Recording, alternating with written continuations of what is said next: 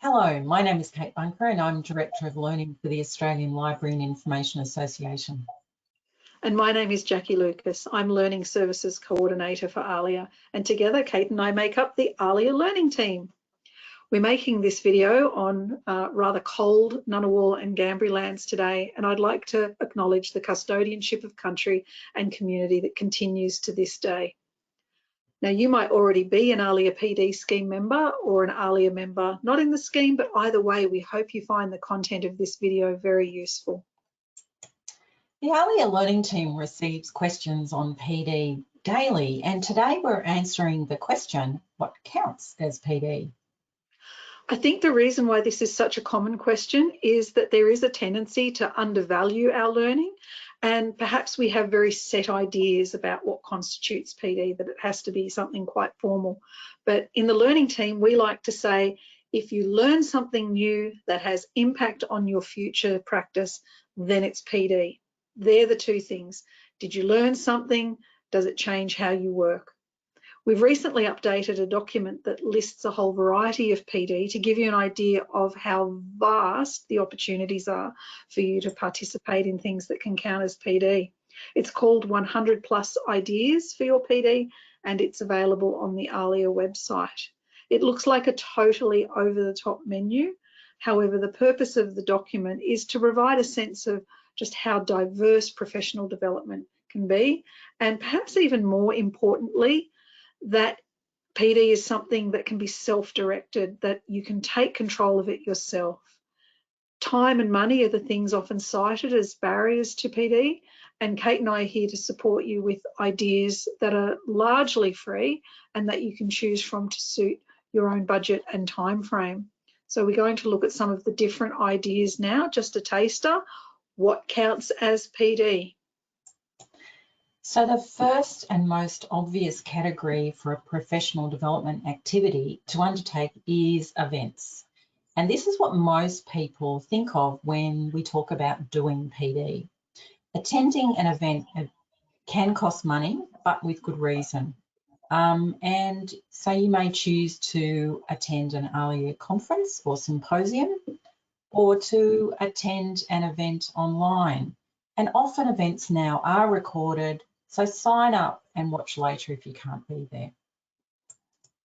After events, the second most obvious form of PD is professional reading. And this is popular because it is a very self-directed activity. It's usually free and something you can do in your own time, and the options are endless. Reports, surveys, blog posts, books, journals, and obvious ones for us are to read the Journal of the Australian Library and Information Association, ALIA, and Insight, and to read our ALIA e-newsletters, ALIA Weekly and PD postings. But you can also do things like read to ensure your reader's advisory knowledge is current and informed. So if you're recommending books for young adults, then you can choose to read up on those. And writing counts as PD. Someone has to write everything we read, and that could be you. And writing makes a huge contribution to the growth and connections of our sector. You could write for Insight magazine. Themes are put up months in advance, and we just love hearing what is happening in libraries. You can write an article for ALIA, ALIA's flagship journal. You could write a book review, or you might start a blog. You could respond to a call for papers and write a presentation for an upcoming conference or a paper for a webinar. Whether you use a pen or you're tapping away on your keyboard, or it might even be your phone, it's still writing. And activities such as participating in AusLibChat conversations on Twitter are relevant. And so is creating and maintaining a library-themed Instagram page. They're all relevant PD activities, because we ask, are you learning? Is it having impact on your practice? Is it building your connections? Then it's PD. And strongly linked to writing and publishing is our fifth category, research. So research is something we strongly encourage, and there are resources on the ALIA Member Centre, including how to write a research proposal and getting a research project up and running. You might research a library and information science topic, or turn a work project into a work-based action research project. And if you're new to research, seek out a more experienced person to buddy with. You could also research your local First Nations history or investigate an emerging tech trend. So do a literature review and research how it will impact on your workplace. Our sixth category of what counts as PD is contributing to the sector. Now, contributing to the sector is the win-win situation because you get the feel goods of giving back and it can count as PD. We all know that together we are stronger, and you can contribute and give back to the sector at any career stage. Even at the earliest career stage, you might join ALIA's Students and New Graduates group, or you could join a conference organising committee. We never stop learning, and if you have a lot of experience and expertise under your belt, then there is a lot to be learned from becoming a mentor, and this can all be logged and reflected as PD hours. You could get involved in writing a reconciliation action plan, a RAP for your organisation, or promote NAIDOC events in your community. When we participate in these kinds of activities, even though there's the notion of giving, of volunteering, we are actually learning and growing and coming into contact with others. It's absolutely the best way to network and to build your sense of belonging.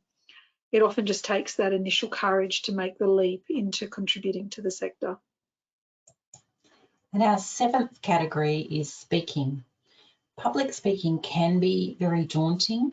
However, it's a marvellous means of professional growth and a risk to take should you so be inclined. So you may start by developing, designing and presenting a poster to start with in your workplace or at a conference or seminar, and then up the ante and speak at the conference.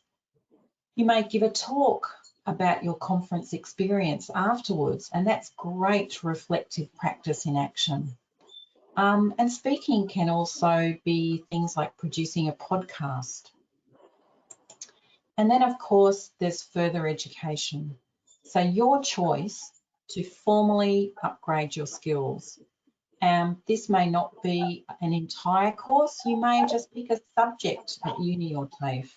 For instance, if you're working in a health library, you may just do a health subject like health informatics. And then there's the area of online learning. There is real growth and potential in this area. You can participate in ALIA training courses or look out for and participate in webinars or online mini conferences. And also look at investigating and downloading library-related podcasts as well. Who you are as a person is very important when you work in the library and information sector. We are, after all, a service industry. So customer service skills and traits such as resilience, friendliness, kindness, and calmness are not taught in our courses, but should not be overlooked in your professional development. So what dispositions would you like to improve in yourself? This can form part of your learning goals, and you can look for activities to build on these skills. And there are practical skills that can spill over into your workplace too. It might be a particular craft that you learn, a new language, or knowing about gardening and cooking to support your community, having a first aid certificate for your workplace. All of these things can enhance your ability to contribute in your workplace. So if you're learning something new that you're utilising in your practice that's building your professional repertoire, then it's PD. And creativity and innovation are also very important to our sector. And this is acknowledged in the 2020 theme for Library and Information Week, which is Create. So maybe you're self-generating PD and you don't even realise it. You might have designed a program from scratch or started a book club or recognised a need in your workplace and developed a lunchtime seminar for colleagues. You might have absolutely no event management experience but have organised a national simultaneous storytime event or created a promotional display for your library without any design experience. So it's all new learning. It's all harvest. It all feeds into your repertoire, goes into your professional bag of tricks, and it's PD. So our final category is ALIA Resources, and we provide numerous resources for members to use that can all be utilised towards your PD hours. And this is particularly useful to access if you feel you're running short of hours to fulfil the requirements of the PD scheme. So you may complete the ALIA Career Development Kit, or complete a skills audit and reflect on the results, or apply for a PD specialisation. Utilise something like ALIA's Sustainable Development Goals Toolkit, or have a look at the resources in ALIA Library, which is our library of reports, surveys, conference papers. And talking about the PD scheme, a question we are often asked is, how many points can I claim for this activity? And there is no cap on points or hours. So if, for example, you research, edit, write, present, and then reflect on a conference paper that you have presented, all that activity counts. So if you have any other questions, you can contact Jackie or myself at pd@alia.org.au. We're here to support your professional development journey. So thank you. Yes, thank you. We hope our little video today has shown you the myriad of opportunities that you can take up to self-direct your own professional development and now know what counts as PD. And if you've learned something new today, then you can record and reflect on it. It's PD. Happy learning, everyone.